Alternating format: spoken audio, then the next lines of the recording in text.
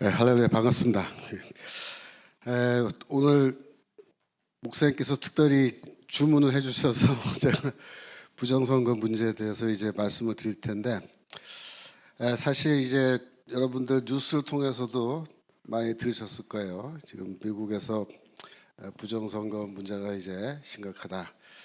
그래서 트럼프 대통령이 이제 부정선거 얘기를 처음 한 거는 작년 11월 24일인 것 같아요. 우리 파워포인트에 11월 24일에 트루스 소셜이라고 하는 자기의 그 SNS에 우리는 우리의 모든 에너지와 능력을 부정선거에 집중해야 한다 이렇게 얘기를 했습니다.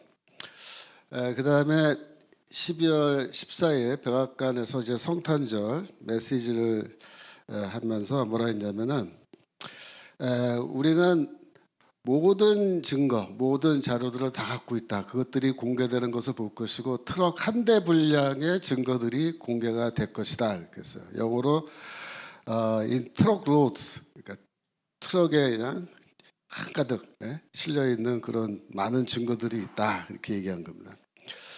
지난번에 이제 다보스 포럼에 가서도 갑자기 미국 부정선거 얘기를 했어요. 그러면서 뭐라 했냐면은 이 사람들이 그들이 저지른 일로 인해 사람들이 곧 기소될 것임을 알게 될 것입니다. 그것은 조작된 선거였습니다. 아마 속보로 뜰 겁니다. 당연히 그렇게 돼야만 합니다. 이렇게 얘기했어요. 그래서 기소하겠다. 즉 이제 증거가 충분해서 미국 검찰이 죄 지은 사람들은 다 이제 고발해서 벌 받게 하겠다. 이렇게까지 얘기했었어요.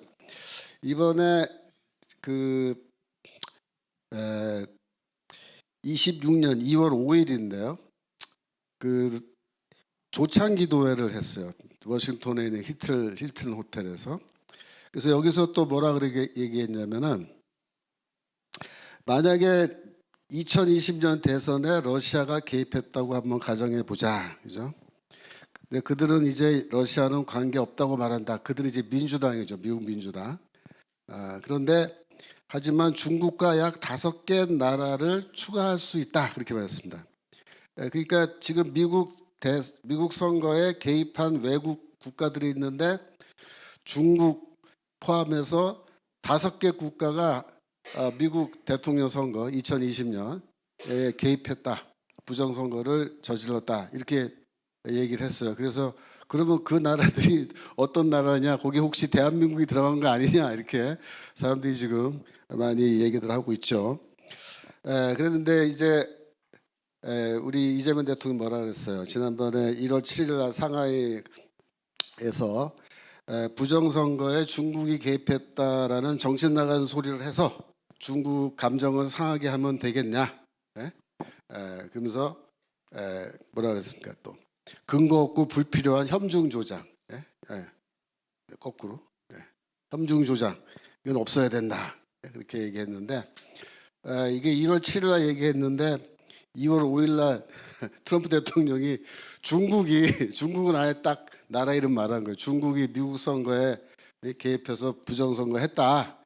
이제 혼 좀 날 준비하고 있어라 그렇게 얘기를 하니까 이제 문제가 심각한 겁니다. 근데 이제 이 미국의 부정선거 문제는 이 스톨런 일렉션이라고 하는 이 책인데요. 랄프 페즐로라는 사람이 이제 썼어요. 근데 작년 9월 달에 출판했는데 이 책도 출판하는데 상당히 어려움이 있었다 그래요. 아무도 출판 안 해주려고 그래서 애먹었는데 여하튼 이 책이 나왔어요. 그래서 아까 우리 목사님 방에서도 이 책 얘기 좀 했는데 우리 목사님도 이 책을 또 구하셔가지고 영문으로 좀 보시고 계신 것 같은데 저도 이제 다른 경로로 이걸 구해가지고 누가 또 이거 번역하면 좋겠다 그래서 제가 번역을 하고 있는 중입니다. 책이 좀 두꺼워서 전체 다는 어렵고 제가 보기에 한 8챕터만 하면 될 것 같아요. 그래서 지금 하고 있는데 오늘 그 제가 말씀드리는 내용 대부분은 이 책에 이제 나와 있는 내용들을 제가 소개하는 방식으로 그렇게 오늘 말씀을 좀 드리도록 하겠습니다. 이 책은 뭐냐면은 미국 CIA 출신의 활동가가 베네수엘라에서 그 마약과 그다음에 돈 세탁 이거를 수사하던 그런 과정에 우연히 베네수엘라가 미국 선거에 개입하고 있다라는 그런 정보를 알게 돼서 그 요원이 그거를 10여년에 걸쳐서 추적을 하고 조사를 해서 다 밝혀내 가지고 결국 그 베네수엘라 쪽의 사람들이죠. 그 사람들을 이제 내부 고발자로, 영어로 위스블로워라 그래요. 내부 고발자는 원래 범죄를 저지르는 쪽에 있던 사람들인데 그 사람들이 마음을 바꿔먹고 이제 자신들의 범행을 그대로 이제 고백을 하는 거죠. 그래서 그 사람들을 이제 확보해 가지고 미국으로 데려왔어요. 그래서 이미 미국 법무부에서 증언이 다 끝났고 갖고 있는 모든 증거 자료도 다 법무부에 제출이 되어 있는 상태입니다. 그런데 이 내부 고발자 중에는 어떤 사람도 있냐면은 좀 이따 말씀드리지만은 이제 스마트 메릭이라고 하는 회사인데 전자 투표기를 만드는 회사예요. 그 기계로 이제 미국에서 선거를 많이 하는데 그 스마트 메릭을 설계한 엔지니어들까지 다 확보가 됐어요. 그래서 그 사람들이 이 쉽게 말하면은 소프트웨어의 소스 코드까지 다 제공을 했습니다. 미국 법무부에. 그래서 굉장히 부정할 수 없는 그런 증거들이 이미 다 확보되어 있는 상태이기 때문에 이제 트럼프 대통령도 큰 소리 치면서 이제 다 기소하겠다고 얘기를 하는 거고요. 그 증거들 중에는 어떤 것도 있냐면은 그 스마트 메릭이라는 한 그 선거 회사죠. 그 회사로부터 받은 16,000개의 이메일, 이게 다 증거 자료입니다. 근데 또 다른 회사인데 도미니언이라고 하는 그 회사에서 받은 2만 개의 이메일이 들어 있습니다. 그리고 그 이메일들에는 뭐가 있냐면 2020년 조지아의 커피 카운티라는 카운티가 있는데 거기서 도미니언이라는 회사가 저지른 사기, 즉 선거 부정입니다. 거기에 대한 그 자백이 다 포함되어 있고 또 일리노이주의 쿡 카운티인데 쿡 카운티가 어디냐면 시카고가 있는데요. 그래서 2020년 대통령 선거 결과를 바꾸기 위해서 이런 회사들이 어떤 짓들을 했는지가 다 그 이메일에 다 증거 자료로 이미 다 나와 있다라는 겁니다. 이 모든 이야기의 출발점은 쿠바의 카스트로 대통령에서부터 시작됩니다. 쿠바의 카스트로는 베네수엘라의 전임 대통령이죠.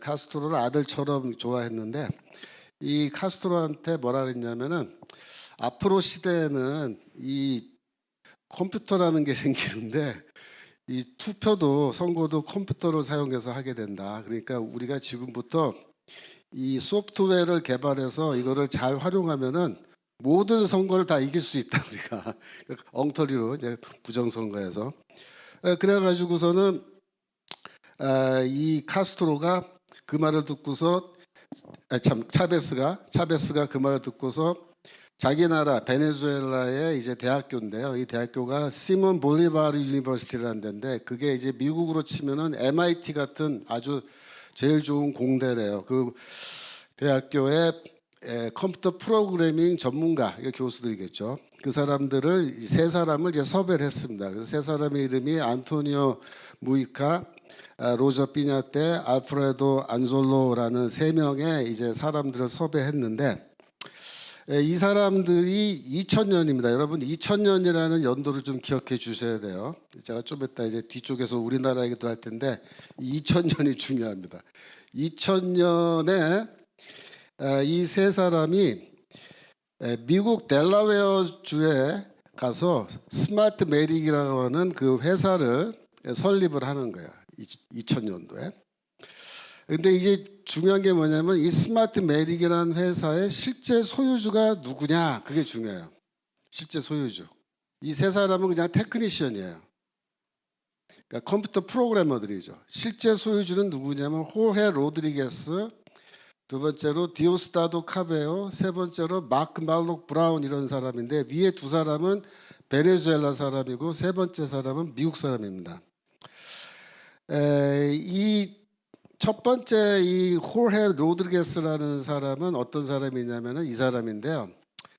2004년도에 차베스가 국민 소환 투표를 할 때 그때 아까 말한 그 세 사람이 만든 프로그램, 컴퓨터 프로그램, 전자투표기기를 갖고 와서 엉터리 부정투표를 해요. 선거 조작을 해요.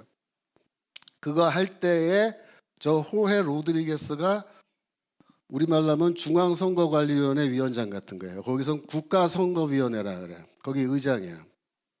근데 이 사람이 지금 현재 베네수엘라의 국회의장입니다. 그러니까 이런 사람들이 그 스마트 매릭의 원래 실소유주예요. 그러니까 겉으로 보기에는 세 사람이 엔지니어 세 사람이 가서 설립했다 그렇게 되어 있지만 실제 소유주는 베네수엘라의 지금도 권력 한 중앙에 있는 사람이에요. 그 다음에 이 사람이 어떤 사람이냐면요. 지금 현재 베네수엘라 부통령 있죠. 이름이 뭐예요? 델시 로드리게스.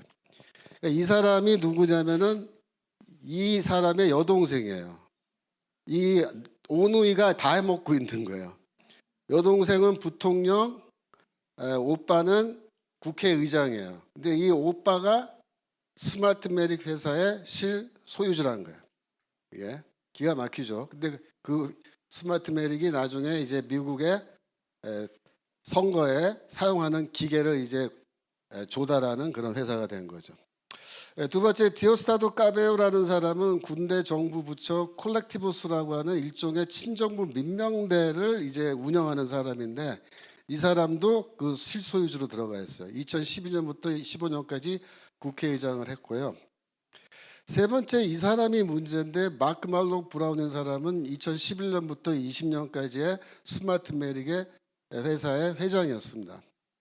근데 이 사람은 경력이 다양해요. 뭐 정부를 위해서도 일을 하고 뭐 각종 사회 기관에서 일을 했는데 이 사람은 2020년 대통령 선거 그러니까 트럼프가 떨어진 때죠. 그때 떨어질 때에 결국 스마트 매릭이 큰 공을 세워서 이제 트럼프를 떨어뜨린 거예요. 사실은. 근데 그렇게 하자마자 조지 소로스가 이 사람을 자기가 설립한 오픈 소사이어티의 회장으로 임명합니다. 그런데 이 사람은 소로스하고 어느 정도 가까운 차이냐면요.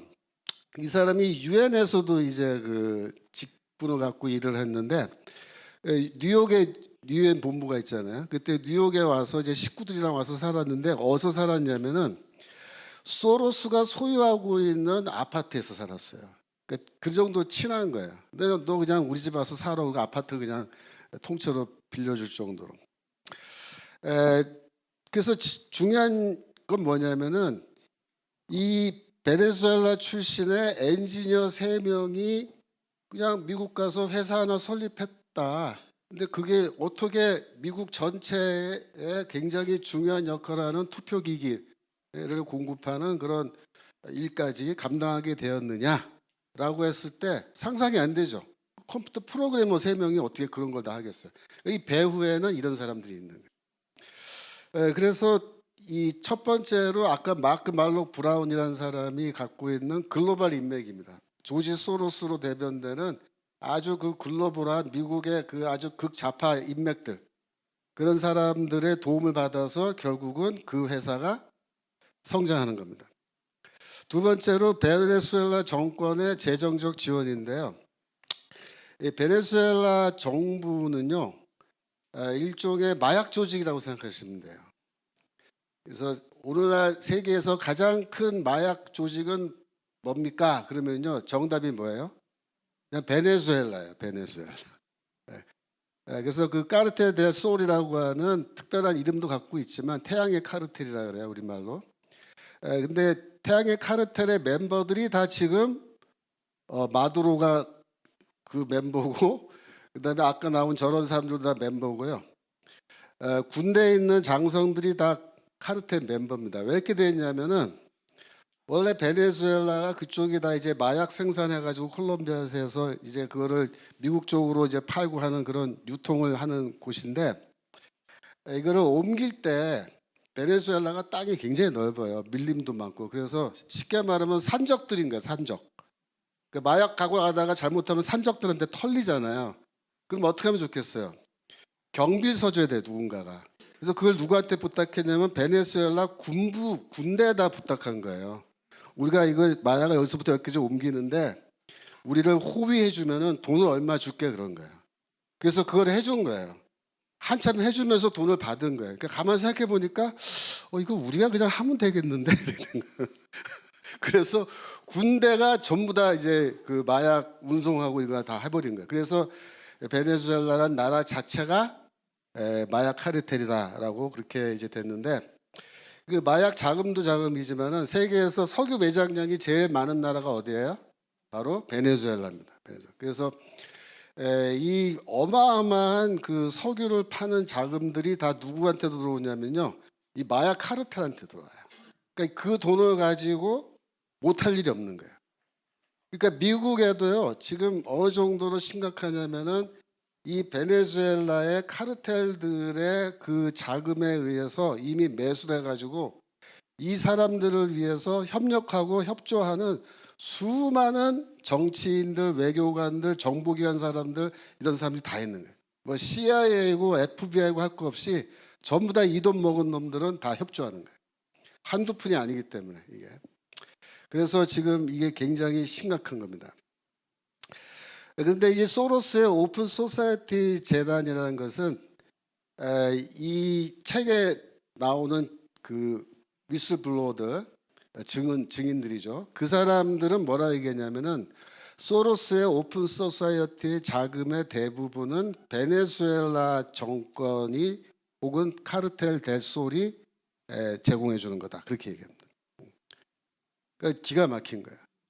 조지 소로스가 미국에서 극좌파로서 많은 돈을 가지고 지난번에 블랙 라이브스 매터 이런 거 할 때도 소로스가 다 돈을 줘가지고 폭동 일으켰다 그러거든요. 근데 그 돈이 다 어디서 오는 돈이냐? 베네수엘라에서 온 돈이야. 그래서 이 사람들의 말에 따르면 오픈 소사이어티라는 재단이 블랙 라이브스 매터, 또 미국 교사연맹, 우리말로 하면 전교조예요. 전교조, 중고등학교 전교조.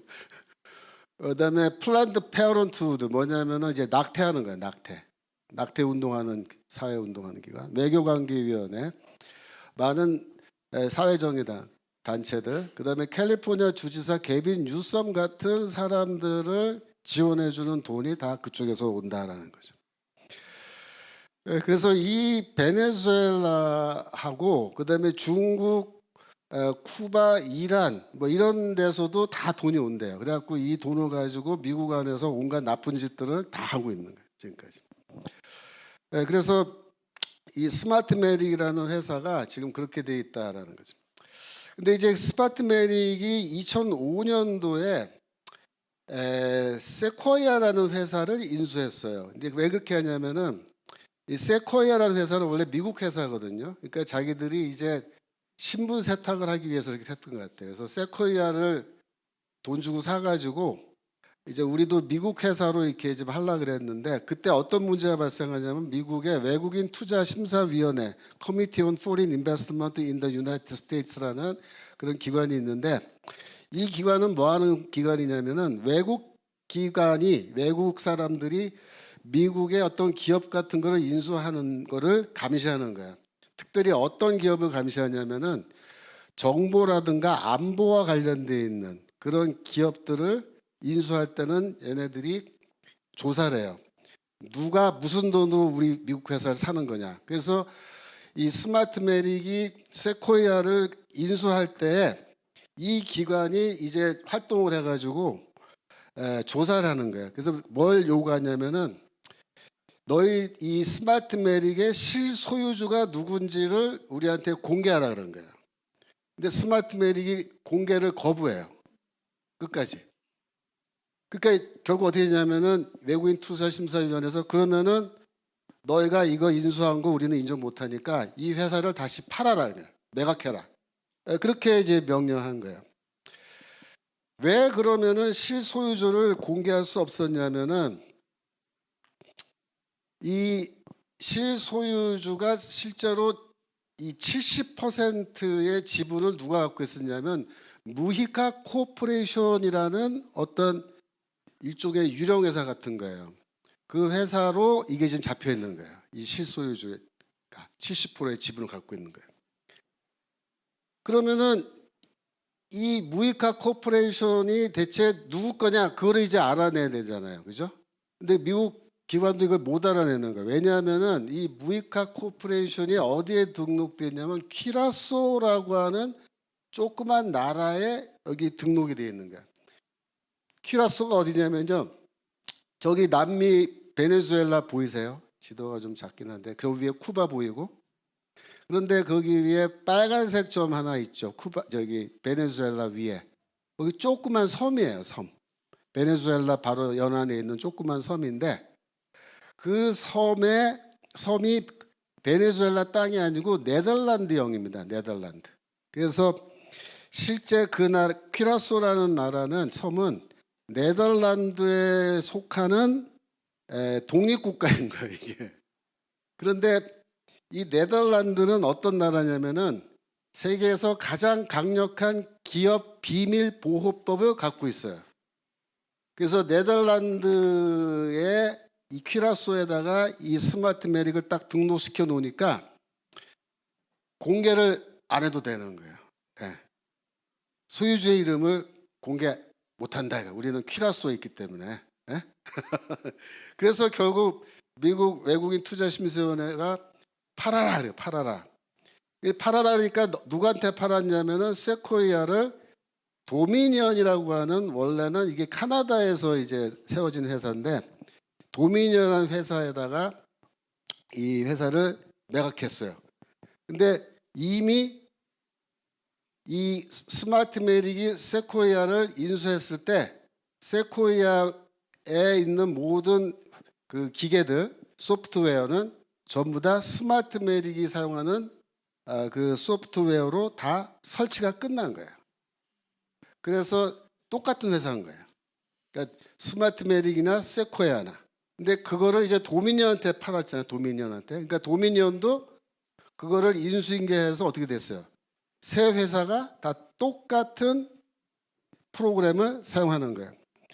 그러니까 똑같은 프로그램이란 말이 무슨 뜻이냐면은, 이 컴퓨터 프로그램이라는 거는 이제 사람이 이제 그거 다 만드는데, 프로그래머들이 거기서 제일 중요한 게 뭐냐면 소스 코드래요. 소스 코드. 소스 코드가 결국 뭐냐면은 이 프로그램이 어떻게 작동할 것인지를 다 명령으로 내려놓은 거예요. 그래서 일반인은 모르지만은 프로그램을 만들고 이제 읽을 줄 아는 사람들은 소스 코드만 딱 보면은, 아, 이거는 이렇게 작동하게 만드는 프로그램이구나 라는 걸 금방 안다는 거죠. 그런데 이미 이 세 개의 회사들은 동일한 소스 코드를 공유하는데, 물론 회사가 이제 옮겨갈 때마다 약간의 변화를 줄 수 있다는 거예요. 변화를 주는데, 그러나 소스 코드는 근본적으로 동일하기 때문에 아무리 변화를 줘도 전문가들이 보면은, 아, 이거는 동일한 소스 코드에서 나온 프로그램이라는 걸 금방 안다는 거예요.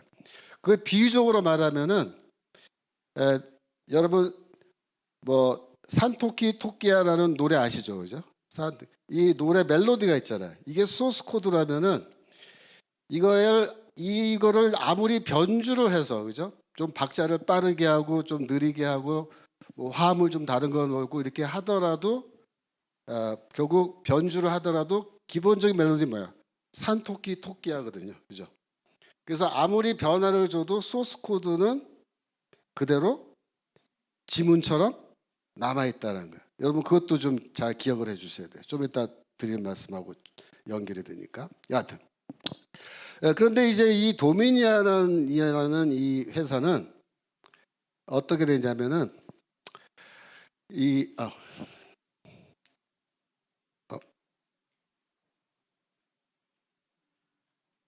잠깐만요. 이거죠. 예. 이 도미니언 회사가 저 제일 아래 있잖아요, 저 빨간색. 이 회사는 어떻게 되어 있냐면은, 그 스테이플 스트리트 캐피털이라는 회사의 자회사인 거예요. 근데 이 스테이플 스트리트 캐피털이라고 하는 회사는 누가 또 갖고 있는 거냐면은 UBS 시큐리티스라고, 이게 증권회사입니다. 증권회사. 근데 UBS는 누구 거냐면 중국은행 거예요. 그래서 중국은행이 UBS 주식회사 소유하고 UBS가 스테이플 스트리트 캐피탈 저 투자회사인데 소유하고 그 밑에 도미니언이라고 하는 이 보팅 머신 회사가 있는데 문제는 뭐냐면은 중국 공산당이 이 도미니언에다가 돈을 집어넣는 거예요. 투자를 하는 거예요. 근데 어떻게 주냐면은 UBS를 통해서 줘요. UBS는 저 아래에도 전달해주고 그다음에 저게 또 파란색이 빨간색한테 전달해줘서 이 물이 흘러가듯이 이렇게 자금이 들어가는데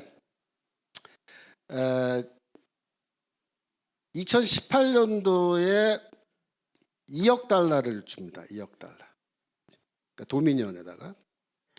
그 다음에 2020년 미국 대선이 있기 3주 전에 4억 달러를 줘요. 결국 그 돈은 어디서 나온 거냐? 중국은행에서 오는 거예요. 네, 중국 돈이. 그래서 이 말은 무슨 뜻이냐면은 도미니언이라고 하는 회사는 겉으로 보기에는 이제 카나다 회사고 미국에 들어와서 지금 기업 활동하고 있는 회사처럼 보이지만은 실소유주, 그러니까 그 돈을 계속 투자하면서 어디 지분을 중국이 가져가는 거예요. 돈을 집어넣는 만큼. 그래서 중국이 소유하고 혹은 중국이 강력한 영향력을 행사하는 실제로 뭐야? 중국 회사인 거예요. 중국 회사 이게. 그래서 이러한 투자 내용들은 미국 증권거래위원회 SEC에 원래 이걸 다 보고하게 돼 있거든요. 모든 주식회사 이거 저기 그 나스닥 올라간 회사들은 주식 회사들은 그래서 제출된 문서에서 이게 다 확인된 겁니다. 근데 이 스마트메리라고 하는 회사는 어떤 정도의 이제 회사냐면요. 원래 아까 델라웨어에다가 미국 회사를 차렸다 그랬잖아요. 근데 이 스마트메릭은 사실은 본부가 어디 있냐면요. 베네수엘라의 수도 카라카스에 있어요. 카라카스에. 스마트메릭의 본부는 사실. 근데 거기에 또 카라카스 어디 있냐면요. 아까 그 호헤 로드리게스라고 국가선거위원회라는 거 있잖아요. 우리말로 하면 중앙선거관리위원회 같은. 그 국가선거위원회가 있는 사무실에 스마트메릭이 같이 있어요. 기가 막히죠. 그러니까 베네수엘라의 중앙선거관리위원회 같은 곳에 스마트메릭 회사가 있는데 거기에 어떤 사람들이 일을 하고 있냐면은 중국과 이란 출신의 프로그래머들입니다. 컴퓨터 전문가들을 포함해서 수백 명의 컴퓨터 엔지니어들이 그 스마트메릭에서 일을 하고 있다는 거예요. 그래가지고 그 스마트메릭 본사 내부에 가면은 피시탱크라고 하는 저런 식으로 유리로 되어 있는 그런 큰 상자방이 있대요. 근데 거기에 들어갈 때는 아무나 못 들어가고 딱 4사람만 들어가는데 그것도 한 사람씩 못 들어가고 2명씩 짝지어서 들어간대요. 들어갈 때 생체 인식 뭐 눈알 이런 거 이게 생체 인식하고 들어가는데 거기에 뭐가 있느냐? 스마트메릭에서 사용하는 소프트웨어의 소스 코드가 거기에 보관돼 있다는 거예요. 그걸 누가 관리하겠어요? 베네수엘라의 호헤 로드리게스가 관리하고 있는 거예요. 쉽게 말하면. 미국 선거를 하는데 거기서 사용되는 그 선거기계의 프로그램은 누가 갖고 있는 거냐? 베네수엘라 사람들이 갖고 있는 겁니다. 이렇게 되어 있는 거예요. 그래서 이 증인들한테 물었어요. 베네수엘라가 미국 선거를 조작하게 하는데 그 능력을 갖추기 위해서 이제 도움을 준 나라들이 어떤 나라들이냐 물었더니 첫 번째가 중국이에요. 중국. 왜냐? 시스템 운영 자금을 제공했다. 돈을 계속 줬다. 두 번째로 선거 기계를 중국에서 제작한다. 그래갖고 중국에서 만들어서 스마트메릭에서 사용하는 선거 기계는 중국에서 만들어서 대만으로 보내면요. 대만에서 택가리라고 들어보셨어요? 택가리? 대만산으로 둔갑을 시켜요. 이거를 재포장해서 그래갖고 이제 미국으로 수출을 하는 거예요. 그러면 미국에서 스마트 메리를 받아서 베네수엘라에서 갖고 온 소프트웨어를 딱 탑재하면은 이제 선거에서 사용할 수 있게끔 딱 되는 겁니다. 중국은 또 어떤 영향을 행사하냐면은 이걸 다 할 때 모든 그 선거 기계는 인터넷으로 서버에 연결이 되는데 그 서버가 어디 있냐면 세르비아에 있어. 세르비아에 있는 서버에 연결돼서 그 서버에서 지시하는 대로 이제 그게 작동하게 되는데 이 세르비아에 있는 서버가 어디 회사 거냐면 화웨이예요. 화웨이. 중국산. 화웨이 서버를 사용하는데 중국 애들이 거기다 다 해준 거예요. 그러니까 이런 식으로 하기 때문에 중국이 결국은 스마트 메릭이라고 하는 회사의 배후에 있는 나라라는 거죠. 그러니까 트럼프 대통령이 중국이 개입한 거다 이렇게 노골적으로 딱 집어서 말하는 거는 이제 그런 거예요. 그리고 나머지 네 나라가 어디냐? 거기 뭐 베네수엘라는 빼박으로 들어간 거고요, 그죠? 그다음에 뭐 세르비아가 들어갈지, 이란이 들어갈지, 뭐 하여튼 우리나라가 들어갈지는 좀 지켜봐야 돼요. 그다음에 이제 이란도 관련이 있습니다. 이란도 기술 자문과 컴퓨터 엔지니어들을 많이 제공했고요. 재밌는 거는 2020년 트럼프가 대통령에서 떨어지는 그날 이란의 외무부 장관이 어디에 있었느냐? 이란의 외무부 장관이 베네수엘라 카라카스에서 마두로랑 같이 실시간으로 대통령 투표 개표를 보고 있었는데 마두로가 뭐라고 했냐면 내가 트럼프 떨어뜨리게끔 다 해놨다 걱정하지 마라 그러면서 같이 웃으면서 봤다는 얘기입니다. 그다음에 뭐 러시아, 쿠바, 세르비아 이런 나라들이 이제 됐는데요. 그러면은 도미니언은 누가 실제 소유주냐? 아까 그 스마트 메릭은 이제 베네수엘라 사람들이 갖고 있다 그랬잖아요. 도미니언은 실제 소유주가 그럼 누구냐? 어디 것 같아요? 중국으로 보면 중국. 그래서 중국 정부가 누구보다도 더 많은 돈을 내고 있기 때문에 이 뭐 여러 사람 말을 들을 필요 없다. 중국 말만 들으면 돼. 한 곳이면 충분하다. 이렇게 대답합니다. 그래서 미국 대통령 선거 결과가 세상을 바꾸기 때문에 그 일에 굉장히 이제 집중해서 부정선거를 지금까지 해온 겁니다. 근데 미국의 이제 그 문제는 뭐냐면요. 미국 선거는 대통령을 직접 뽑는 게 아니라 간접 선거잖아요, 그죠? 그 주에서 선거인단을 이제 만들어서 하는데 각 주별로 어느 당이 승리하느냐에 따라서 선거인단을 100% 다 먹는 거잖아요. 승자가 다 그냥 가져간단 말이에요. 그런데 미국 선거는 전통적으로 빨간색 주, 그러니까 공화당이 우세한 주가 전통적으로 계속 빨간색이고 그 다음에 민주당이 우세한 주, 파란색 주는 계속 파란색인데 한 7개 정도의 주가 매번 빨간색이었다가 파란색이었다가 왔다 갔다 하는 거예요. 그걸 우리가 뭐라 하냐면 우리말로 경합주라고 얘기하는데 이 경합주가 지금 저기 이제 2020년 경우에 뭐 네바다, 애리조나, 뭐 조지아, 노스캐롤라이나 등등 이렇게 있는 거죠.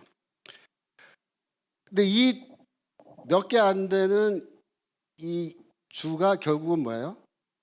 미국 대통령을 결정하는 주들이에요. 이 캐스팅 보트를 쥐고 있는 주예요. 그래서 네바다, 애리조나, 위스콘신, 미시건, 펜실바니아, 노스캐롤라이나, 조지아 이건데 이 7개의 주에서만 선거 조작을 하면 돼요. 무슨 말인지 아시겠죠? 그러니까 이 베네수엘라가 선거 조작한다 그럴 때 미국 50 몇 개 주를 다 하는 게 아니에요. 경합주만 하면 돼. 경합주. 근데 경합주를 할 때 어떻게 했냐면은 경합주가 있으면은 경합주에서도 카운티라는 게 있어요. 카운티. 미국은 주 안에 카운티가 있는데 그 카운티들도 전통적으로 이제 민주당 쪽이 많이 나오는 카운티, 공화당이 많이 나오는 카운티가 있고 매번 왔다 갔다 하는 카운티가 있잖아요. 근데 인구가 많고 왔다 갔다 하는 카운티의 경우에 거기에다가 딱 집중해서 거기에서만 표 조작을 하면요. 어떻게 돼요?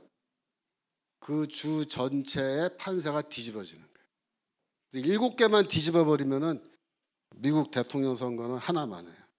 이게 되어 있는데 이 얘네들이 지금까지 어떻게 했냐면은 각 카운티별로 작전을 다 세웠다는 거예요. 작전을. 누가? 이 스마트 메릭이랑 도미니언이라고 하는 회사가. 얘네들이 하는데 쉽게 말하면 민주당이 우세한 지역에서는 조작 안 합니다. 근데 민주당이 우세하지 않는데 너무 많이 분리하면은 하나만 와요. 어디서 하냐면 한 3%에서 5%만 조작했을 때 판세가 뒤집어질 수 있는 그런 카운티를 골라가지고 거기서만 집중적으로 하는 겁니다. 예를 들면은 펜실바니아주,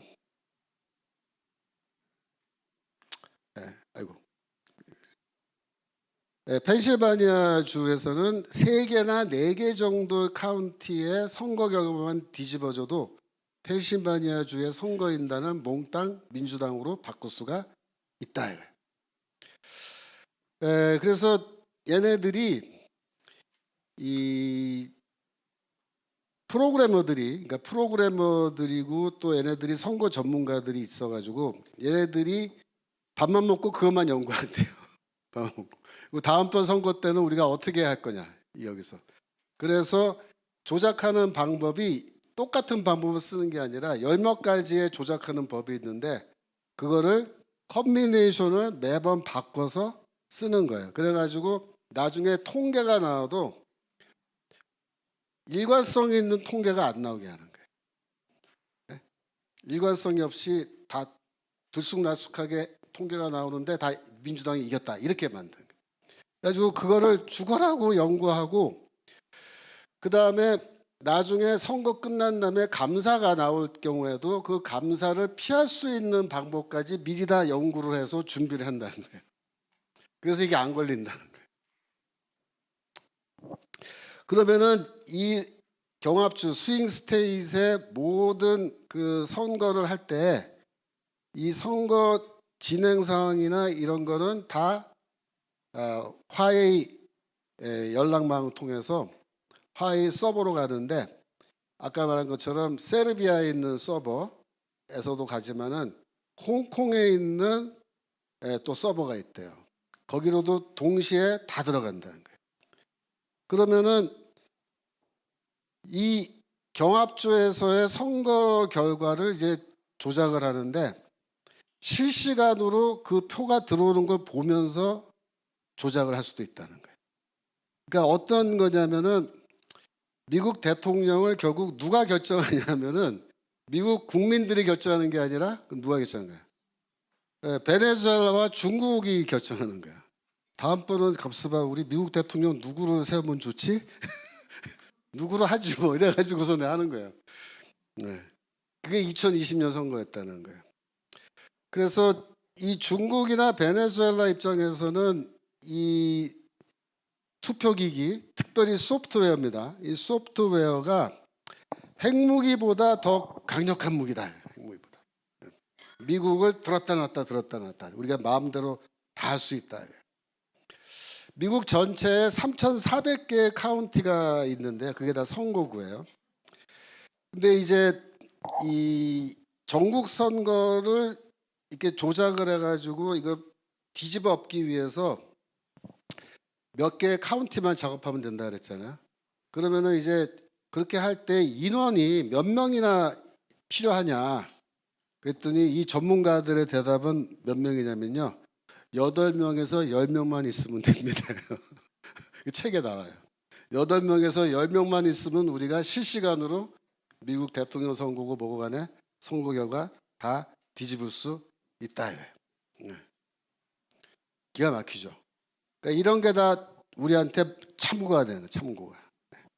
우리가 지금 부정선거를 얘기하고 있는데 실제로 이게 부정선거를 하기 위해서 프로그램을 갖고 하면요, 서버에 들어가서 이게 프로그램 갖고 하면은 많은 인원이 필요한 게 아니라 대여섯 명만 있으면 되는 거예요. 미국 전체를 뭐 8명이면 할 수 있다. 그러면 우리 대한민국은 뭐 한 주만도 사이즈가 안 되잖아.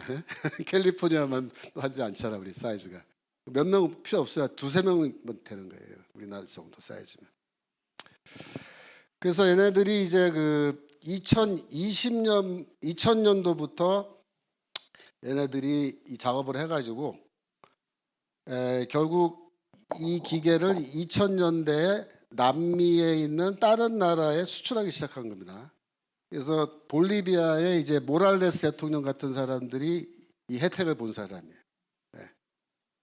베네수엘라산 전자투표기 해서 투표 조작해서 대통령 된 사람. 그다음에 니카라과의 올테가 대통령 이런 사람들. 그다음에 아르헨티나 옛날에 키치너 이런 사람들. 한때 2000년대 초반에 남미에서 계속 사회주의 정권이 막 들어섰어요. 좌파 정부가. 왜 저러지 저희들이? 근데 우리는 뭐 좌파 바람이 불어서 그런 보다 그랬는데 사실은 뭐예요? 그것보다 이게 더 큰 거야. 선거 전자투표 시스템을 도입하면서 다 선거 조작해서 했는데 그때 아무도 모르는 거야. 아무도 문제 제기하지 않은 겁니다. 더 나가서 얘네들이 전 세계적으로 이 기계를 보급한 겁니다. 그래서 미국에 보면은 USAID라는 거 있죠. 미국 국제개발처가 있는데 이 트럼프 대통령이 24년도에 대통령 되고 나서 일론 머스크를 지명해서 그 효율성 떨어지는 기관들 다 조사해서 폐쇄하라 그러니까 USAID를 일론 머스크가 가서 이제 들여다 본 거예요. 근데 뭐라 그랬냐면은 USAID는 벌레 먹은 사과가 아니고 사과 전체가 다 벌레 덩어리입니다. 완전히 이상한 썩은 정부기관이다. 미국 세금으로 이게 운영이 되는데 얘네들이 72개국의 이 스마트 메릭의 소프트웨어를 수출한 겁니다. 어떻게 했냐면은 각 나라의 미국 영사관이 있잖아요. 이 영사들을 다 구워 삶았어요. 얘네들이 돈으로. 그래갖고 미국 영사가 이 나라는 어떻게 아직까지 종이 투표해요? 미개하게 전자투표 하지. 이거 비용도 이제 안 들고 수개표도 이거 얼마나 편한데 내가 미국 회사 소개해 줄 테니까 어떻게 한번 구입하실래? 그러니까 미국 영사가 이렇게 하면요 안 살 수가 없다고요. 웬만한 나라 사람들 다 사는 거예요. 그래갖고 72개국에 이 엉터리 베네수엘라산 소프트웨어가 다 수출이 되어 있는데 기가 막힌 건 뭐냐면은 우리나라에는 2013년도에 중앙선거관리위원회가 AWEB이라고 하는 회사를 세웠어요. 이 AWEB은 한국 회사입니다. 한국 기관인데 기구인데 이 AWEB이 미국의 USAID와 이 MOU를 체결한 거예요. 양해각서 체결하고 내용이 뭐냐면은 미국의 USAID와 우리나라의 AWEB이 함께 힘을 합쳐서 개발도상국의 전자투표 시스템을 열심히 보급하자. 그게 다 베네수엘라 중국산인데 이거를 열심히 보급하는데 앞장선 나라가 딱 한 나라예요. 미국 말고 어느 나라예요? 대한민국. 우리나라. 우리나라에 누가 이랬어요? 중앙선거관리위원회. 중앙선거관리위원회겠습니다. 그래서 이 AWEB은 그 기계를 보급하는데 딱 한 개 회사에만 독점적으로 수주를 줘요. 그 회사가 뭐냐면 미루 시스템스라고 하는 회사예요. 미루 시스템스가 독점적으로 한국 AWEB에다가 기계를 납품합니다. 그래서 그걸 수출하는 거예요. 근데 최근에 그 옛날 트위터죠. 트위터인데 이제 X라고 지금 하는데 X에 SCIF라는 이름으로 활동하는 계정이 있는데 이 계정이 미국 내에서 부정선거 문제에 대해서 최신의 정보를 계속해서 올리고 있어요. 근데 얼마 전에 트럼프 대통령이 이 개정의 거를 자기 트루스 소셜에 올렸어요. 그 정도로 이제 좀 믿을 만한 그런 내용을 제공하는 계정인데, 여기서 쓴 글에 이게 작년 12월에 올라온 글입니다. 이 논란의 중심에는 미국 납세자들의 세금으로 미국 국제개발처의 지원을 받는 한국 주도의 세계선거기구연합 AWEB입니다. AWEB을 비롯해 미르시스템스가 우리나라 회사예요. 기계 납품하는. 그다음에 스마트메릭, 도미니언, 투표 시스템. 그래서 이 세 개 회사가 나란히 적혀 있어요. 그러니까 무슨 뜻이냐면은 미국에서는 스마트메릭, 도미니언인데 미국 밖에서는 한국의 미르시스템스가 이런 똑같은 역할을 하는 회사라는 거예요. 그다음에 AWEB은 공적 개발 원조 자금을 이용하여 피지, 아르헨티나, 엘살바도르, 콩고 민주공화국, 에콰도르, 루마니아, 도미니카 공화국, 키르기스탄, 이라크, 볼리비아, 남아프리카 공화국, 벨라루스 등의 국가에 중앙 서버를 설치하고 전자 투표기 도입을 지원해 왔다. 그렇게 이제 되어 있습니다. 미르 시스템스는 전 세계 혼란의 중심에 있는 부정행위 기계를 만드는 회사인데, 불과 몇 년 되지 않은 한국 기업 미르 시스템스가 전자 투표 기술 분야에서 AWEB의 중요 공급업체로 떠올랐다. 이제 이렇게 얘기해요. 그래서 우리나라의 이 AWEB이 미국의 부정선거를 주도한 두 개 회사와 지금 함께 언급이 되기 때문에 어쩌면 미국에서 이제 부정선거에 관한 기소가 이루어지고 대대적인 검거는 물론이고 수사가 공개적으로 진행될 텐데, 그렇게 할 때에 미국 선거에 개입한 네 개 나라에 만약에 대한민국이 들어가면 아마도 AWEB에 대한 수사를 미국 정보기관이 와서 하지 않겠느냐라고 우리가 추측을 할 수가 있어요.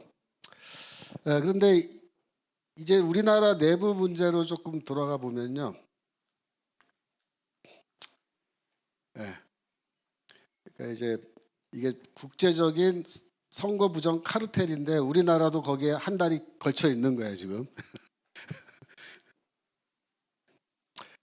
이건 뭐냐면은 2024년도에 이제 공개된 건데요. 어떤 게 공개됐냐면은 CIA에서 정보를 이제 알려준 겁니다. 내용이 뭐냐면 2000년입니다. 2000년, 아까 2000년 기억하라 그랬죠. 2000년이 뭐한 때예요?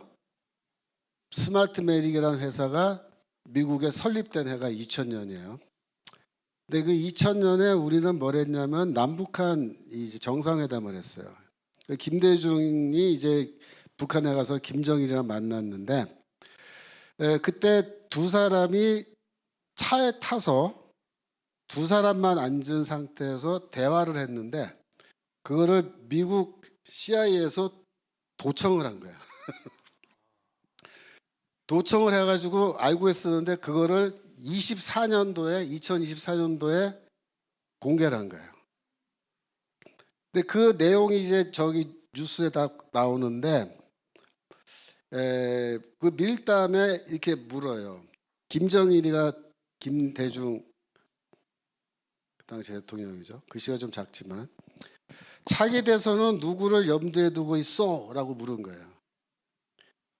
그랬더니 김대중 대통령이 호남 출신 하나갑이나 정동영이면 어떨까 한다라고 바로 대답을 했다는 거예요.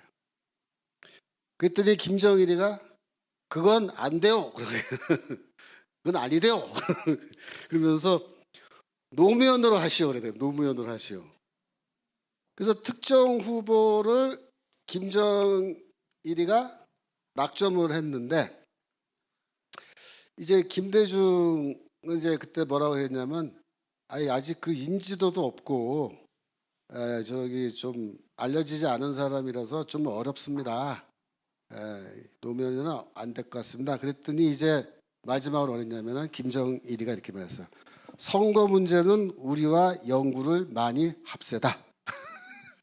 선거 문제는 우리와 연구를 많이 합세다라고 이야기한 게 도청으로 잡혔는데 그게 24년도에 공개된 겁니다. 자, 보세요. 그 다음에 어떤 일이 벌어졌냐면 남북 공동선언이 이제 2000년이죠. 그 다음에 2001년에 김대중 대통령 시절입니다. 중국 단동입니다. 그 압록강 바로 신의주 건너편 중국 단동에 남북 합작 IT 회사가 설립됩니다. 이름이 하나 프로그램 센터예요. 하나 프로그램 센터라고 하는 남북 합작 IT 회사인데 소프트웨어를 개발하는 회사가 세워진 거예요. 그 시기에. 그래서 그 하나 프로그램 센터의 그 내용은 뭐냐면은 원래 한국에 하나비즈니스닷컴이라는 회사가 있었어요. 한국 회사인데 하나비즈니스닷컴에서 이제 계열사로 단동에 회사를 만들었는데 이 일거리, 그러니까 소프트웨어를 하나 만들어 달라는 어떤 요청을 받으면은 그거를 일거리를 받아서 단동으로 보내줘요. 그럼 거기에서 북한 프로그래머 33명이 거기 앉아서 작업하는 거예요. 그래갖고 프로그램을 만들어서 남한으로 보내줘요. 돈 받는 거예요. 좀 희한하죠, 그죠? 그러니까 북한의 컴퓨터 프로그래머들을 동원해서 소프트웨어를 개발해가지고 남한에 팔아먹는 거예요. 그러니까 뭐 그럴 수도 있지. 남북 화해도 해야 되고 뭐 북한도 먹고 살아야 되는데 뭐 그럴 수도 있지. 그렇게 생각하시죠. 근데 이게 왜 이게 문제가 되냐면요. 이 회사가 남북 합작 회사가 나중에 어떻게 되냐면은 우리나라 중앙선거관리위원회 선거 소프트 프로그램을 만드는 회사로 들어와요. 기가 막히죠. 네, 그렇게 된 거예요. 그 과정이 좀 복잡해요. 그런데 어떻게 되냐면은 다산 인터넷이라고 하는 이 회사가 판교에 있는 회사인데 이 회사가 하나비즈니스의 지분을 40%를 사들여요. 그게 2006년에 사들입니다. 그러니까 단동에 있는 회사는 어느 소속이 바뀐 거예요. 그러니까 다산 인터넷이라고 하는 회사에 소속된 회사로 이제 바뀐 거죠. 근데 이 다산 인터넷은 다산 그룹의 소속 회사야, 계열사예요. 다산 그룹이 큰 회사인데, 근데 이 다산 그룹이라는 회사가 이제 어떻게 되냐면은 2004년도에 다산 네트워크는 지멘스라는 독일 회사에 합병이 돼요. 근데 이 지멘스는 원래 노키아라는 핸드폰을 만들던 회사였는데 망했어요. 그래갖고 이 지멘스를 누가 인수하냐면은 화웨이가 인수합니다. 그 지멘스는 화웨이랑 똑같은 회사인 거예요. 그러니까 지멘스라고 쓰고 화웨이라고 읽는다. 그렇게 하면 돼요. 그러니까 다산 네트워크가 중국으로 팔려간 거예요. 근데 이게 2004년도에 팔렸는데 2008년 4년 후에 이 다산 네트워크를 다시 되팔아요. 화웨이가. 근데 되파는데 남민우 회장이라는 사람한테 이제 파는데 어떻게 파냐면요. 값을 원래 이 회사가 더 커졌거든요. 그때. 회사가 더 커져서 예를 들면은 옛날에 1억이었는데 지금은 막 5억이 됐다. 그죠? 그러면 얼마 받아야 돼요? 5억 받고 팔아야 되잖아요. 근데 그 5억 안 받고 원래 값에 1억에 팔아버려요. 그러면 손해보고 파는 거죠. 무슨 뜻인지 알겠어요? 그러니까 화웨이 지멘스가 이 회사를 다시 되파는데 아주 싼 값에 팔아줘요. 그건 무슨 뜻이에요? 그거는 내면 계약이 있다라는 뜻입니다. 원래 바보가 아닌다며야 5억짜리 회사를 5억에 팔거나 6억에 팔지 더 싸게 안 팔잖아요. 더구나 중국 애들이. 그건 뭐냐, 싼 값에 넘겨주는 대신에 어떻게 하자? 앞으로 우리랑 협력하고 내 말대로 해라. 뭐 그런 이면 계약이 있을 것으로 보는 거예요. 그래서 이 다산 네트워크라는 회사가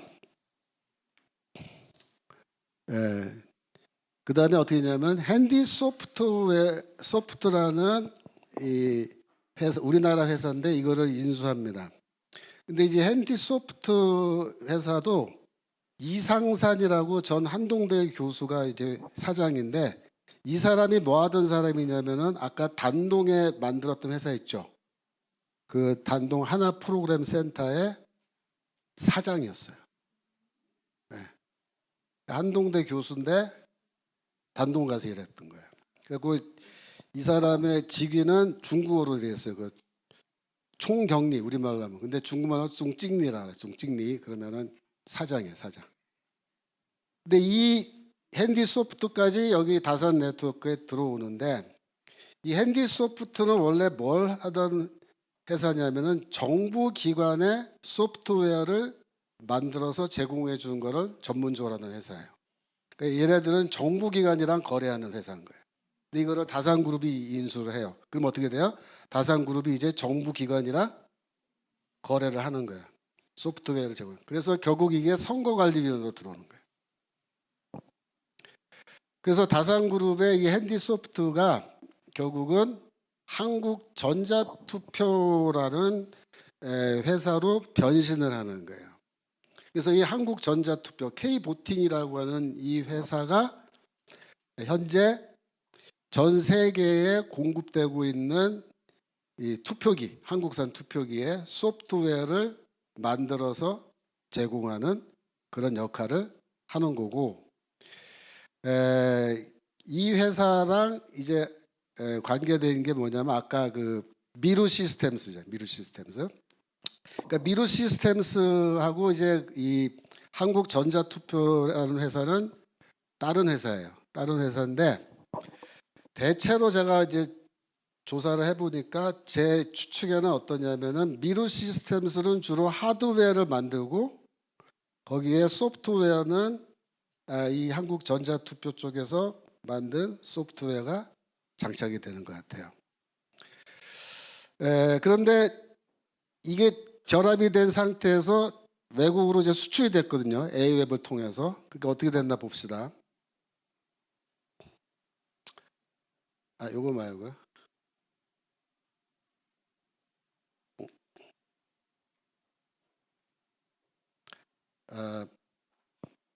이게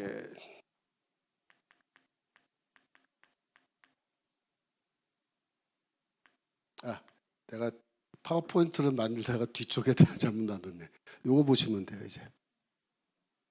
이거 어떻게 되냐면 이제 그 우리나라가 투표기를 이제 수출을 하니까 어떤 일이 벌어지냐면요. 각 나라에서 부정선거가 막 터지기 시작해요.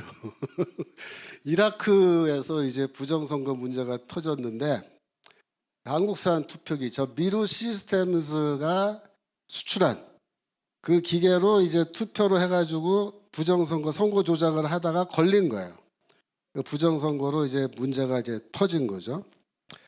그래서 이 얘네들이 결국은 이라크에서 어떤 문제가 터지냐면 이렇게 돼요. 이라크 선거관리위원회는 투명하고 효율적인 개표 작업을 위해 이번 총선에 전자투개표 시스템을 최초로 도입한다. 그래갖고 도입한 거예요. 그래갖고 미루 시스템과 1억 3,500만 달러 계약 맺고 7만 대의 전자개표기를 납품했어요.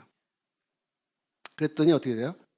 한국산 전자투개표 시스템에 대한 해킹 및 조작 의혹이 확산돼서 이라크 국회는 선거에서 전자투개표 시스템 사용을 금지하는 내용을 선거법 개정안으로 만들었어요. 이게 다 우리나라 덕분입니다. 네, 이 사람들도 아주 혼난 거예요, 그죠? 그러니까 우리나라에서 사용하는 그 만들어서 수출한 이 기계가 결국 뭐예요? 베네수엘라산 기계처럼 문제가 많은 거예요. 이게. 그다음에 2018년도에는 콩고에서 문제가 터집니다. 콩고. 그래서 이 한국중앙선거관리위원회 내부망에서 문건이 이제 공개가 됐는데, 그게 신동아가 특집으로 그걸 이제 공개했어요. 한국 선거관리위원회가 만든 문건이에요. 자기들이 만든 문건인데 뭐라 되어 있냐면 한국산 전자투표기가 콩고 민주공화국 대선 부정선거에 악용된 우려가 있다. 이렇게 자기들 입으로 밝혔어요. 예. 김용희 전 중앙선거관리위원회 사무총장이 이거를 알선을 했는데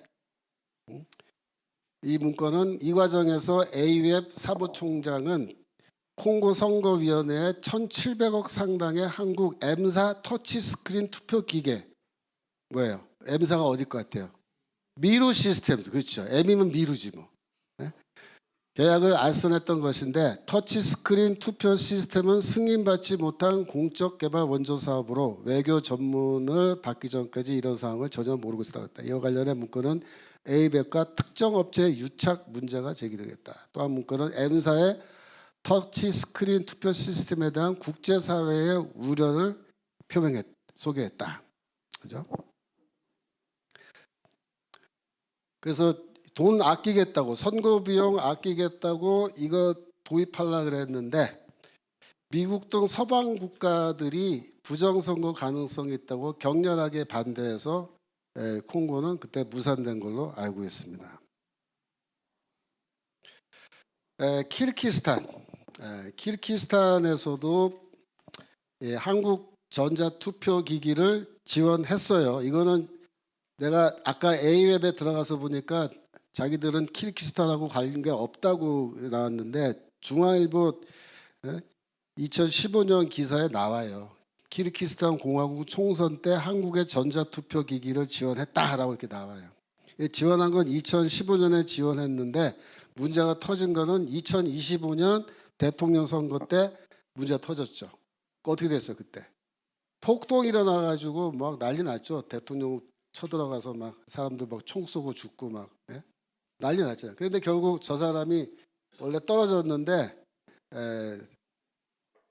부정선거로 당선된 사람이 다시 저기 무효 처리되고 이 사람이 대통령 돼가지고 윤석열 대통령 계엄령 선포하기 전날 와서 만나고 갔단 말이야 이날이 12월 2일 날. 그다음에 에콰도르에서도 부정선거가 일어났는데 여기서도 한국산 투표기기가 사용된 겁니다.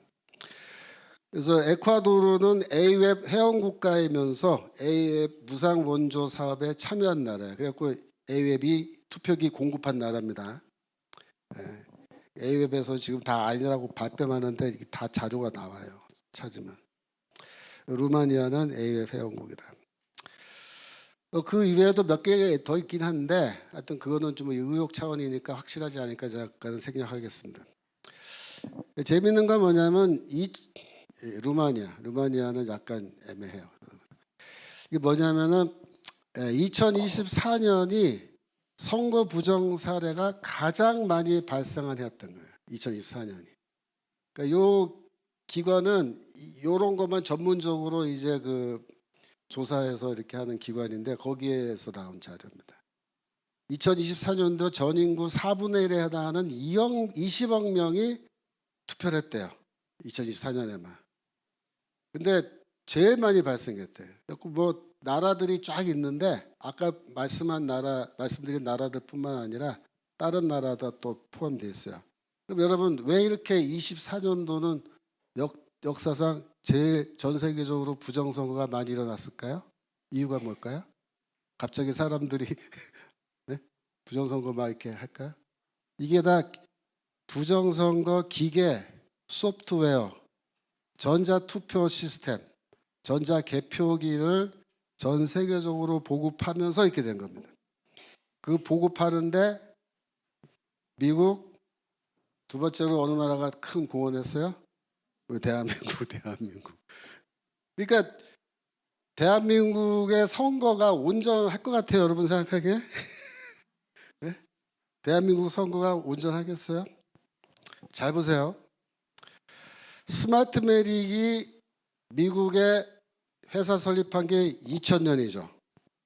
근데 우리나라가 남북 정상회담한 게 2000년이에요. 그죠? 그래서 2001년도에 우리나라도 단동에 남북 합작 소프트웨어 IT 회사가 세워졌고, 그죠? 그 회사가 점점 커져서 한국의 다산그룹에서 인수했는데 다산그룹은 이거를 중국에다 팔았다가 다시 되샀어요. 생각해 보세요. 그때쯤이면요, 2004년에서 8년 그 사이면요, 벌써 이 스마트 메릭이 미국에서 활동하면서 벌써 세력을 확장하던 시기예요. 이미 자기들이 만든 소프트웨어가 거의 완성 단계에 있어서 미국 선거 기관에다가 주별로 이걸 막 판매하고 그랬대거든요. 그때 중국은 갖다가 돈 막 쏟아부을 때고. 생각해 보세요. 그러면 중국 입장에서는 왜 그걸 샀다가 다시 팔았겠어요? 네? 생각을 해보세요. 그 사이에 무슨 일이 있었겠어요? 이 회사가 결국은 중국의 혹은 베네수엘라가 개발한 이러한 선거 조작을 할 수 있는 그런 소프트웨어를 다 소개해서 우리 쪽에다 넘겨준 거예요. 아시겠어요? 그러니까 김정일이가 선거 문제는 우리와 연구 좀 많이 합세다 그러면서 만든 게 그 회사잖아요. 그러니까 김정일이는 그때부터 벌써 남미, 쿠바, 베네수엘라에서 어떤 일이 진행되는지 알고 있었던 거예요. 얘네들이 장기적으로 우리가 뭘 해야겠다는 게 딱 결론이 나온 거예요. 그래서 그게 만든 겁니다. 그래서 이 우리나라의 이 부정선거 문제는 아까 우리 목사님께서 말씀하신 것처럼 미국의 부정선거 문제를 잘 모르시면 이 어떠한 문제인지 잘 감이 안 오시는 거예요. 그러니까 우리나라의 부정선거 문제는 우리만의 문제가 아니다. 우리만의 문제가 전 세계적인 문제고 지금 미국도 이것 때문에 아주 골치를 앓고 있는 그런 문제인 겁니다. 그래서 지금 이제 아까 엘리베이터 타고 올라오면서 목사님께서 저한테 그러면 우리나라 선거 이 부정선거 문제가 미국 쪽에서 이게 좀 해결이 좀 나면은 우리도 같이 해결될 수 있을까요? 이렇게 이제 질문을 하셨는데 그거는 이제 저도 잘 모르죠. 근데 제가 추측하기는 이렇습니다. 만약에 미국에서 이제 그게 다 공개가 되고 기소가 되고 공개 수사가 되기 시작해서 트럼프 대통령이 말한 것처럼 중국을 포함한 5개국 그중에 베네수엘라는 벌써 손 다 봤어요. 마두로도 잡아갖고. 근데 이제 이 5개국에 만약에 대한민국이 포함되어 있고 A웹이 상당히 미국 선거에 어떤 악영향을 끼치는 걸 했다 그러면 미국 수사기관이 와서 A웹 수사를 할 수가 있겠죠. 그죠? 할 때 제일 중요한 핵심이 뭐냐면 A웹이 소유하고 있는 소프트웨어와 베네수엘라에서 개발한 스마트 메릭이 개발한 그 소프트웨어의 소스 코드가 만약에 같다라고 판명이 나면 그러면은 우리나라의 부정선거 문제에 굉장히 큰 폭풍이 이제 일어날 수 있어요. 왜냐하면은 이 소스 코드는 아까 말씀드렸죠. 지문과 같아서 아무리 변주를 해도 기본 멜로디가 같기 때문에 전문가들이 보면은 금방 다 판명이 나는데 중국 애들이 우리한테 만약에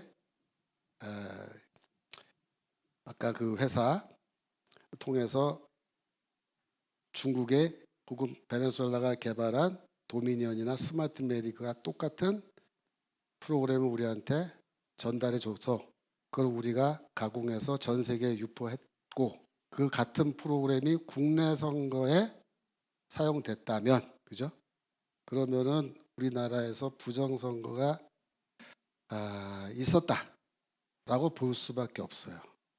그러니까 이제 저도 희망 회로를 막 돌려드리고 싶지는 않지만 가정입니다. 만약에 미국 수사기관이 우리나라의 A웹에 와서 수사를 할 때 핵심이 뭐냐면 소프트웨어입니다. 소프트웨어의 소스 코드를 확인해서 동일하다는 것만 판명이 되면은 그거는 뭐 우리나라의 선거의 인테그리티가 다 망가져 있다라는 움직일 수 없는 증거가 되는 겁니다. 사실 우리나라에서 이제 부정선거는 뭐 규명해야 될 문제냐? 예? 우리나라에서 부정선거는 규명해야 될 문제. 여러분 어떻게 생각하세요? 규명해야 됩니까 우리가? 뭐 또 토론을 막 해야 되느냐? 토론. 저는 부정선거 문제는 사실 뭐 규명이 굳이 필요 없는 사실상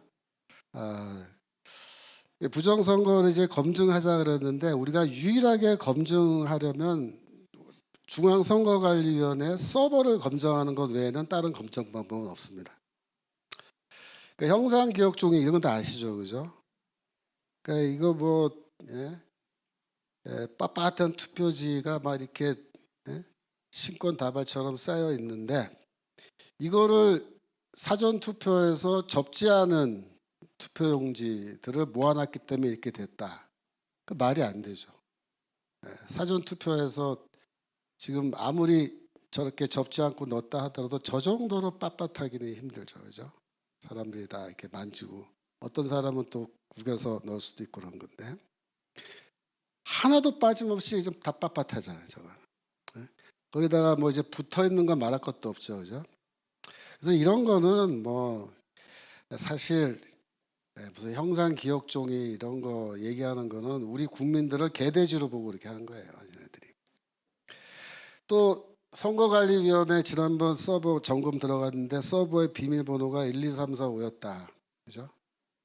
아니 나도 어디 들어가서 장 볼 때 뭐 그 회원가입하려면요. 뭐 영문 대문자 넣어라, 숫자도 넣어라, 특수문자도 넣어야 된다 그래갖고 나도 기억 못하게끔 막 그렇게 복잡하게 하지 않으면 이게 안 되는데 비번이 1, 2, 3, 4, 5 그래놓고 자기들 자체 포함 점수 100점 줬대요. 그러니까 우리 국민들을 개돼지로 본 거예요. 지금 사전 투표할 때 그 투표지에 관리관이 개인 도장을 찍어라라고 공직선거법 규정에 이렇게 되어 있어요, 원래. 사전투표관리관은 발급기로 선거권이 있는 해당 선거의 투표용지를 인쇄하여 사전투표관리관 칸에 자신의 도장입니다. 찍은 후 교부해야 된다. 이게 돼 있어요. 그랬는데 지금 저걸 어떻게 하죠? 일률적으로 다 인쇄를 해버려요. 인쇄를 해가지고 주어서 우리가 저걸 갖고서는 이제 소송을 했단 말이에요. 소송을 막 하니까 판결이 나왔는데 그래도 괜찮다 이게 봐요. 괜찮다. 그러면서 뭐라고 나왔냐면은 그 성명이 기재된 도장을 직접 찍을 것을 전제한다고 볼 수 없다라고 판사들이 판결을 했대요. 그래서 야 인쇄해도 된다 이렇게 인쇄해도 된다. 왜 그렇게 해도 되냐 그랬더니 직접 사인을 날인할 경우 상당한 시간이 소요되므로 선거인의 투표 대기 시간 단축 등 투표 편의를 제고하기 위해 인쇄해도 된다. 여러분 어떻게 생각하세요? 아니, 사전 투표가 지금 우리가 제일 의심하잖아요. 이거 막으려면은 방법이 그렇게 어렵지 않아요. 인쇄한 다음에 각자 지역구별로 그 사람이 도장 찍으면 돼요. 그다음에 몇 장 찍었는지 딱 기록해 놓으면요. 나중에 맞춰보면 딱 합이 맞으면 끝난 거거든요. 근데 그거를 안 하는 거예요. 왜 안 하냐면 상당한 시간이 뭐 도장 찍는데 뭐 상당한 시간이 소요됩니까? 우리는 투표로 가서 대기 좀 해도 괜찮으니까 그거 찍어라 그랬는데 이거를 결국 나중에 어떻게 했냐면요. 얘네들이 규정까지 바꿨더라고요.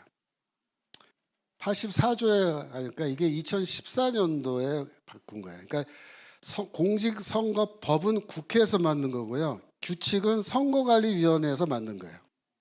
선거관리위원회에서 원래 이거 처음 만든 거는 1900년도에 만들었습니다. 1990몇 년도에 만들었는데 2014년도에 뭐라 만들었냐면 인쇄 날인으로 가름할 수 있다. 그러니까 인쇄해도 괜찮다라고 이 14년도에 규정을 바꿔놓은 거예요, 얘네들이. 그리고서 판사가 판결할 때도 이거 근거로 해서 이렇게 돼 있네. 인쇄해도 되지. 이게 뭐 문제야. 그래서 기각해버린 거예요. 그래서 참 이런 걸 보면요. 이게 2019년도 이제 판결인데 대법원에서 대법관 이동원 조희대 지금 대법원장이죠. 예? 조희대가 그때 이걸 했어요. 이 네 사람이 그렇게 판결한 거예요. 인쇄도 된다고. 예? 그러니까 부정선거하기 딱 좋게 규정까지 바꿔놓는데 누가? 선거관리위원회가. 예? 이거를 법관들이 이거 잘못되지 않았냐. 원래 법의 취지는 공직선거법 취지에서 이거 도장 찍는 거는 부정투표를 방지하기 위해서 그 현장에서 찍어서 나중에 다른 표가 못 들어오게 막기 위해서 한 건데 이거를 왜 인쇄하냐 너희들이. 그건 안 되지 않냐. 너희가 만든 이거 규칙 규정 이거 잘못됐다 바꿔라. 이랬어야지 대법관인데 이것들이. 예? 그러니까 법관들이나 선거관리위원회나 뭐예요. 국민들을 그냥 개돼지로 보는 거예요. 그리고 이 소프트웨어가 문제인데 우리도 이제 전자개표기가 여기에 칩이 달려 있는데 이게 컴퓨터 칩이 외부와 소통이 가능하단 말이에요. 그러니까 서버와 커뮤니케이션이 가능한 컴퓨터 칩을 다 넣어놨다고요. 근데 여러분들이 이 개표기라는 게요 사실은 뭐냐면요 숫자 세는 거예요. 은행 가면은 화폐 세는 거 있죠. 톡 세는 거. 그것만 해주면 되거든요. 몇 장인지. 그렇잖아요. 네? 근데 이거를 왜 컴퓨터가 서버랑 커뮤니케이션 하게 하냐고. 이게 문제인 거죠. 그죠? 그래서 이런 거를 지금 다 하나하나 이제 우리가 해결해야 되는데 우리가 지금 부정선거 우리나라 국내 문제를 놓고 보면요. 2020년 선거하고 2024년 선거 때 우리나라의 이제 그 통계학 교수님들이 말씀하신 게 있어요. 이 허병기 교수님은 어디 분이시냐면은 인하대 명예 교수신데 뭐라 그랬어요? 선관위 발표 결과가 진실이라면 전 세계 고등학교 수학 교과서를 모두 수정해야 한다. 통계학적으로 안 맞는다는 거예요. 쉽게 말하면. 제가 거기에 대해서는 지금 뭐 길게 설명드릴 시간이 없으니까 여러분 좀 찾아보세요. 서울대 박성현 교수님은 이번은 뭐 통계학회 회장도 하시고 이제 뭐 그러신 분인데 조작 증거라고 단언할 수는 없어도 통계학자의 눈으로는 몹시 의아하게 비친다. 아주 우연히 그렇게 일어났다고 주장할 수는 있지만 통계적으로 이런 우연이 일어나기는 쉽지 않다. 굳이 말하면 신이 미리 그렇게 해주려고 작정하지 않고는 일어날 수 없다는 것이다. 이렇게 말합니다. 그러니까 각 지역구별로 사전투표와 본투표 사이에 이 퍼센티지가 괴리가 있는데 그것도 굉장히 비슷한 퍼센티지로 비슷한 비율로 그렇게 나타난다. 그게 나올 수가 없다는 거예요. 절대로. 저는 가장 결정적인 부정투표에 대한 증거는 이거라고 봅니다. 김민석 지금 총리네요. 2024년 총선 때 선거하기 사흘 전에 뭐라고 얘기했냐면은 역대급 대선거 투표율을 사전투표로 이어가야 한다. 민주당은 총 투표율 71.3%, 사전투표율 31.3%를 목표로 노력하겠습니다. 그랬어요. 사흘 전에. 사흘에 투표했거든요. 투표했는데 사전투표율이 31.3%가 지금 나온 거야. 적중한 거예요. 그러니까 예언의 은사가 있는 거예요. 이분이. 예언자입니다. 예? 김민석이. 응? 그러니까 어떻게 그걸 맞춰요? 여러분 소수점까지 어떻게 우리는 몇 퍼센트 하겠다 그럴 때 우리 한 30%까지는 하도록 노력하겠습니다. 그렇게 말하지 31%라고들 말 안 해요. 근데 그거를 말하는데 우리는 31.3%의 사전 투표율이 나오도록 우리가 할 겁니다. 그랬더니 정말 31.3% 딱 나와버린 거야. 신문 기자들이 가서 막 물었어요. 그러니까 뭐라고 대답을 못 하는 거야. 예? 제가 뭐 예언자입니다 이렇게 말 수도 없는 거고. 이게 뭐냐면 천기누설. 이 가중 집값이라고 하더라고. 얘네들이 미리 다 설정한 값을 서로 얘기하고 알고 있었는데 천기를 이 바보 같은 놈이 누설한 거야. 예, 여러분 그래서 이런 게 다 이제 circumstantial evidence라 그래. 예? 정황 증거. 근데 우리는 뭐가 필요하다? substantial evidence. 예, 아주 움직일 수 없는, 부정할 수 없는 증거가 필요한데 그게 미르 시스템스 갖고 있는 그 소프트웨어가 될지 뭘지 잘 몰라요. 앞으로 하여튼 결정적 증거만 나오면은 이제 정말 한 방에 이거 다 뒤집어 엎을 수 있는데 미국은 그동안에 트럼프 대통령 중심으로 해서 꾸준히 이 부정선거 문제를 언급하고 끈질기게 싸워서 결국 지금 이 문제를 해결하는 쪽으로 가고 있어요. 여러분들이 마지막 파워포인트. 지금 현재 미국에서 진행되는 법안인데 하원은 이미 통과했죠. 세이브 아메리카. 뭐냐면은 세 가지예요. 투표장 갈 때 신분증 가져가야 되고 미국 시민권자라는 걸 증명하는 서류가 있어야 되고 문서, 여권 같은 거. 그다음에 우편 투표는 군인들, 특별히 병원에서 움직일 수 없는 환자들 같이 이렇게 우편 투표 외에는 선거에 참여할 수 없는 경우에만 한해서 하고 우편 투표는 그 외에는 허락하지 않는다라는 세 가지 포인트의 법안인데 이 CNN이 좌파 방송인데도 얘네들이 포토 아이디 이 신분증을 갖고 오는 거에 대해서 설문했더니 미국 국민의 2025년 83%가 찬성입니다. 민주당, 공화당 할 거 없이 83% 찬성인데 그 다음 거 보면은 민주당은 71%가 찬성이고요.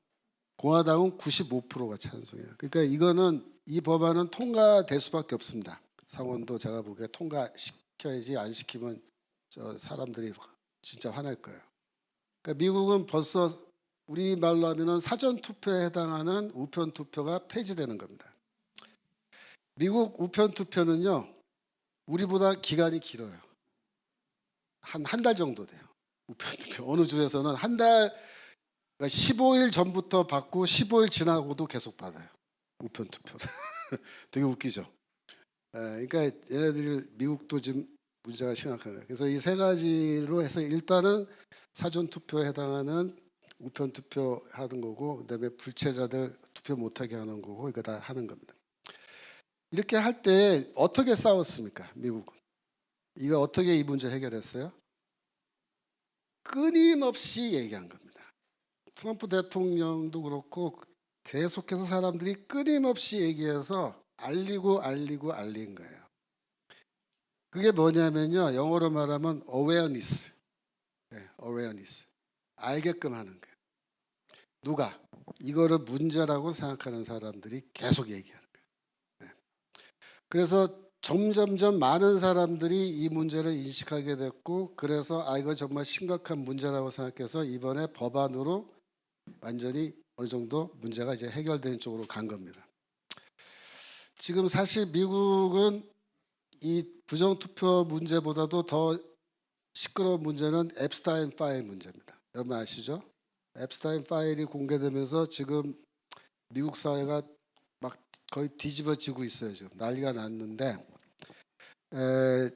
지금 어떤 상황이냐면 이런 상황이에요. 앱스타인 파일 보니까 예전에는 뭐 피자 게이트라 그래서 아동 성애자들이 미성년자들 성 착취하고 뭐 그런 거로만 생각했는데 수위가 훨씬 높은 거예요. 다 이 문서를 다 열어놓고 보니까 어느 정도입니까?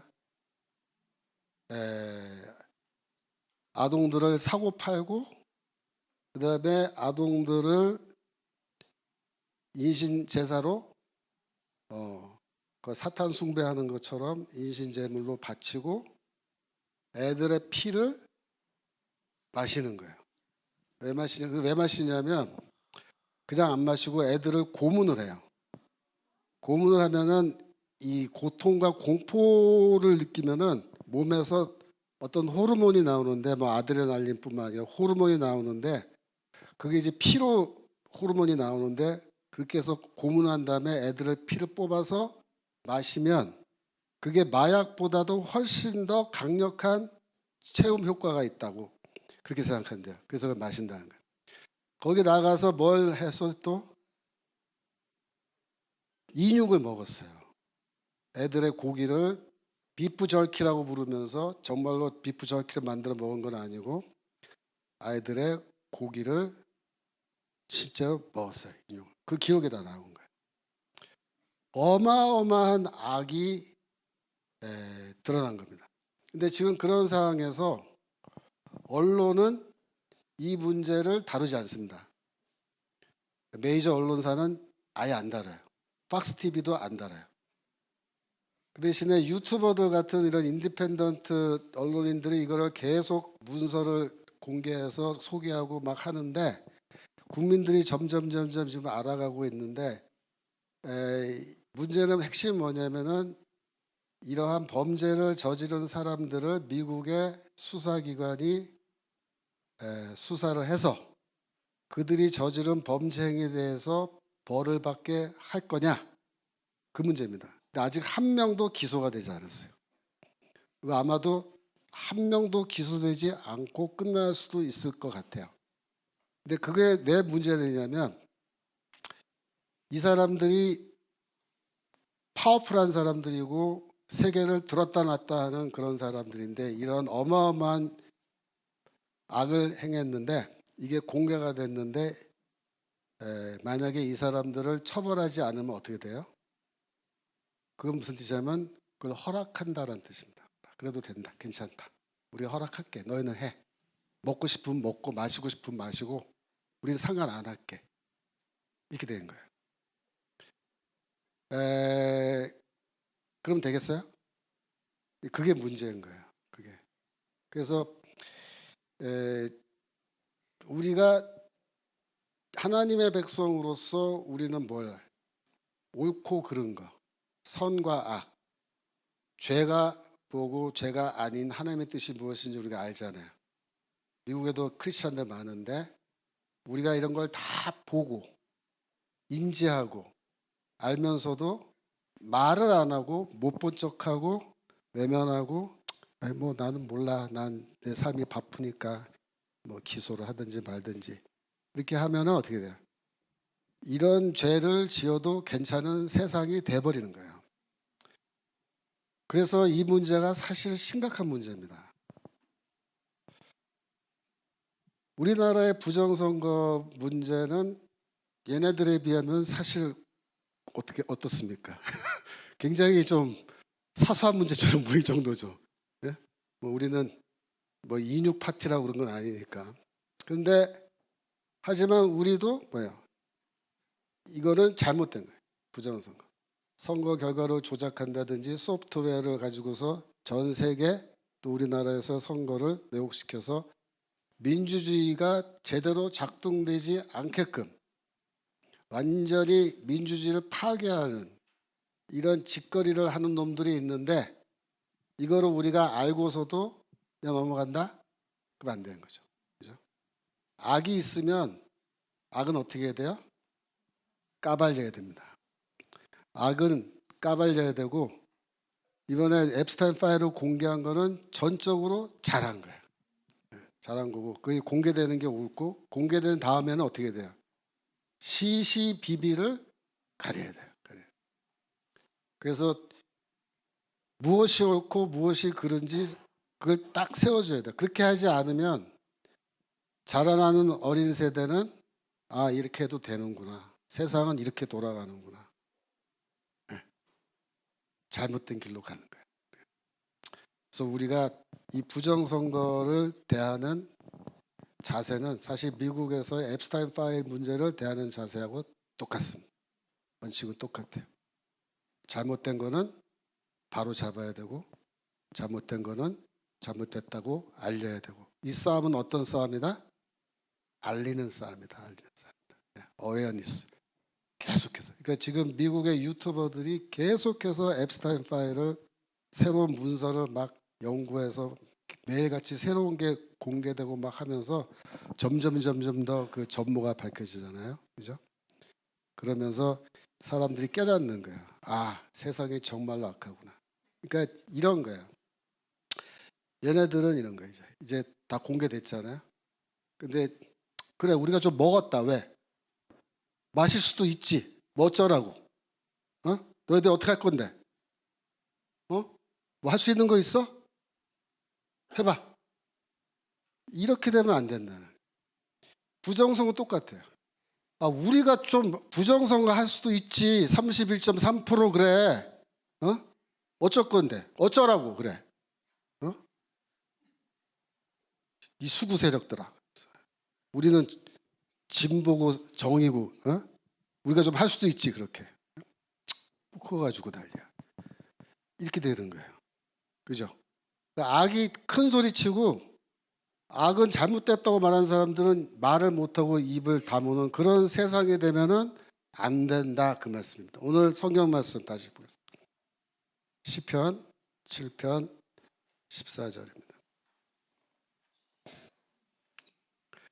시편 악인이 죄악을 낳으며 재앙을 베어 거짓을 낳았도다. 그가 웅덩이를 파 만들며 제가 만든 함정에 빠졌도다. 그의 재앙은 자기 머리로 돌아가고 그의 포악은 자기 정수리에 내리로다. 네, 아멘. 네, 하나님께서 성경 말씀을 통해서 우리에게 알려주시는 건데 이 악한 자들은 죄를 낳는다 그랬어요. 재앙을 베어서 거짓을 낳는다. 세상에는 악한 자들이 있습니다. 그러니까 제가 학교에서나 뭐 교회에서 이 세상은 사탄이 이 세상을 다스리고 있습니다. 이렇게 저도 얘기했거든요. 학교에서 수업 시간에도. 근데 이번에 그 실체가 드러난 거예요. 이제 부정할 수가 없는 거예요. 눈에 정확하게 나타나는 겁니다. 부정선거도 똑같습니다. 악의 실체가 이제 드러나는 건데 이렇게 됐을 때 하나님은 어떻게 하시냐? 그가 판 웅덩이에 지가 빠져서 죽게 하신다. 그의 재앙은 자기 머리로 돌아가고 그의 포악은 자기 정수리에 내리게 하신다. 그죠? 하나님께서 그런 심판을 하시는데 물론 최후의 심판 때 그렇게 하실 거예요. 하지만 우리의 책임은 뭐예요? 이 땅에 살면서 그들이 잘못한 거를 지적하고 그거를 바로잡는 겁니다. 그래서 우리의 자라나는 어린 세대들이 무엇이 옳고 무엇이 그른지를 명확하게 알고 그들이 앞으로 인생 살아갈 때 죄를 낳는 그런 삶이 아니고 하나님의 심판을 정수리에 얻어맞는 그런 삶이 아니고 하나님의 올바르신 의로우신 뜻, 선하신 뜻을 땅에서 이루면서 살아갈 수 있도록 우리가 최선을 다해야 될 줄로 믿습니다. 자, 기도하겠습니다.